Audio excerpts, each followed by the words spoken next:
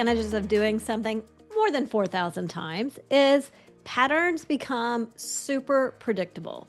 And after working with thousands of families on career development, supporting young people 15 to 25, I can tell you there's a very predictable spot in the process where things tend to stall out, go flat. Things begin to feel really difficult, even for the families that are being very thoughtful and proactive about this process, even the ones that start early with teenagers. So here's this like continuum of families I want you to think about, right? I always like the continuum. We've got families who start out going like, I've got this kid, we don't know what to do, Lisa. Where do we start? That might be you. That might be why you're listening today. On the other end of that continuum are families that think they're doing all the things. They think, okay, we're checking the boxes. My kid looks super capable. It looks like we're going to have a successful outcome. And some of them do. And most families, well, they're somewhere right in the middle of that continuum. They know where to start. They think they have the support. Maybe it's through their high school or their college's career development center, and they think they're doing the things. And for any of those families, what I see is there's a consistent spot, whether they don't know what to do or whether they think they know all the things, where things get hard. Things can get really hard. And when I say get hard, it's not just for the kid, it's for the parent too. And when that happens, their young person, depends on, they could be a teen, they could be a young adult, they start making decisions before they're actually ready. And they might be making those decisions because they're up against a very real deadline or a timeline, like graduation or application deadlines. And they start to just like put stuff out into the world. So if you don't know that this predictable spot's coming, it's really easy to misread it. And that's what I want to discuss in this episode. I want to talk about wherever you are on that continuum and whatever age your kiddo is, 15 to 25, 30, that's typically who we're supporting around here. I want you to know where it goes off the rails, why it happens, and what you can do differently before it gets there, because awareness is so key to this. So, okay, many of you, if you've been listening for a while, you know that we really support a 3-step process on helping young people get the career confidence they need to live their best lives outside of your home, parent, on their own 2 feet. And we've done this with our own kiddos. So step 1 is building deep self-awareness, right? Step 2 is where we connect that self-awareness out to real-world career options that are filtered down to a manageable list that fits for an exploration and validation process. If you already know this, stick with me because we're going to talk about where in this process things go sideways. Once you have a direction, you put that GPS pin, if you've heard my map, my driving analogy before, you put that GPS pin into where you know you want to go, then you got to figure out how to get there. What training, education do I need so that I look like a valid candidate for the positions that I want, right? Okay, so that's the process. And let me tell you that there is one spot where this goes bad. So it's not the first spot. It's not the self-awareness piece. There's a good measure of self-awareness that this age is willing to do. Give them an assessment to take. It's the rare kid that says, I'm not going to take that assessment. Most of them, because it feels fun, interesting, they're curious. These assessments are online. Click, click, click. They're on their device. They love their devices. So there's a willingness in large part by the vast majority, I can't say everybody, but really, I mean, if I had to guess, over 90% of kids are like, yeah, I'll take an assessment. How long is it going to take? I'm happy to do it. And there's also hope in that, right? It feels like we're doing something productive and something good's going to be on the other side. So that's not where this goes sideways, because most kids are willing, and by kids, I mean this age group, right? I call my own kids, even those of ours that are in their 30s, kids. Most kids say, yeah, I can step into that, right? And so they get their results. And then when we move into phase 2 of our framework, then we do the next part, which is exploration and validation.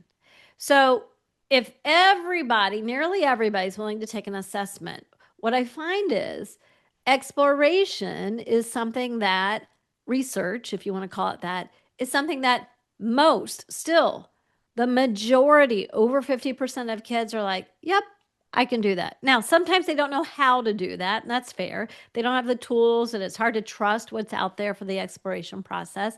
So I get that. But there's a willingness in most young people to say, yeah, I'll read some articles. I will watch some videos, maybe on YouTube or whatever. As a parent and as a professional, I get concerned about the quality of what they're looking at, but that's a whole nother episode, right? So there really is a willingness for exploration behind their device, on their phone. They start doom scrolling and they might actually run into some good information about what they're thinking about. And here's where it goes sideways. It's validation. Validation is where I see everything just, even if you're taking good steps, just falls apart. And we're going to talk about why. So, first of all, I want you to be aware of where it falls apart. And now we're going to talk about why and what you can do instead, right? If you've watched my free video, the Career Identification Compass, and if you haven't, you can go get it at flourishcoachingco.com/video. We have that in the show notes.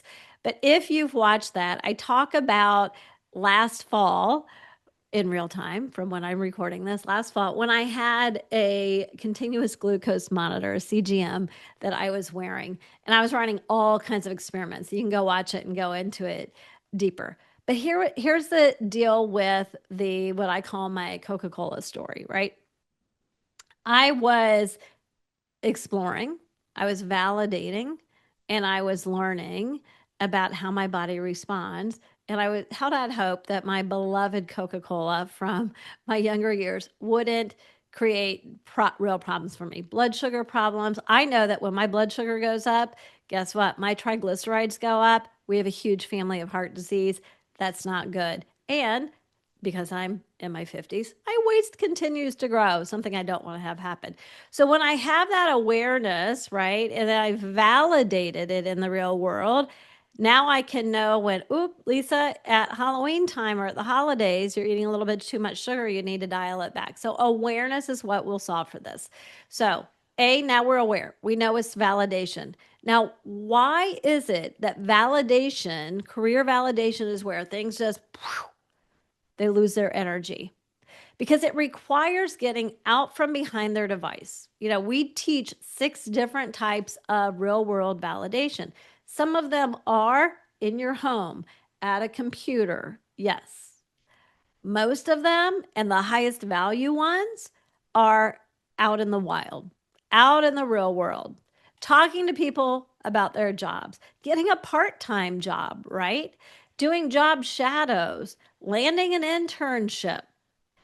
And it feels dangerous to their nervous system because they don't know what to expect. So, you go back to the old fight, flight, freeze, fawn. I talk about this all the time. When things feel dangerous, you go into one of those reactions. And, there's hope in the exploration stage. But then when they start to do real world validation, and no match is going to be 100% perfect every day of your life that you show up at work, then there's this little bit of like, what's on the other side of this? And I'm hopeful now, but I might land on no when I go do this, right?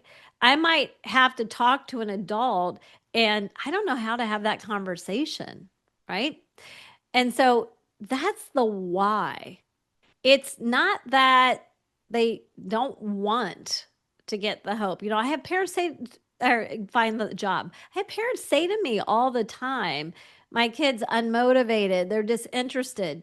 They really aren't. I mean, when I tell you nearly every kid will take the assessment and most of them will do some exploration, that is signaling to you that there is a willingness. But when they stall out and you misread it, it really is rooted in it's just difficult to do. So they don't get stuck because they lack motivation or information. They're willing to go out and gather it. But the validation, which is the highest level of knowing that you're matching to the right career before you pick the way to get there and go get that job, it requires courage.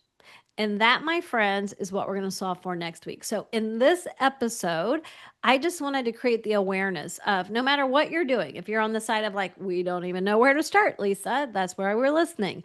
Or we think we're checking all the boxes and doing all the things right. The real risk is that validation is going to get hard. But if you skip it, if you skip steps, you skip results. And that's where things fall all apart. So next week, come back because we're going to talk about if that's where it's hard, how do we help our kids find the courage and the confidence to go out and do them? And I'm going to tell you right now, courage and confidence are two different things. And we're going to talk about next week how to build them.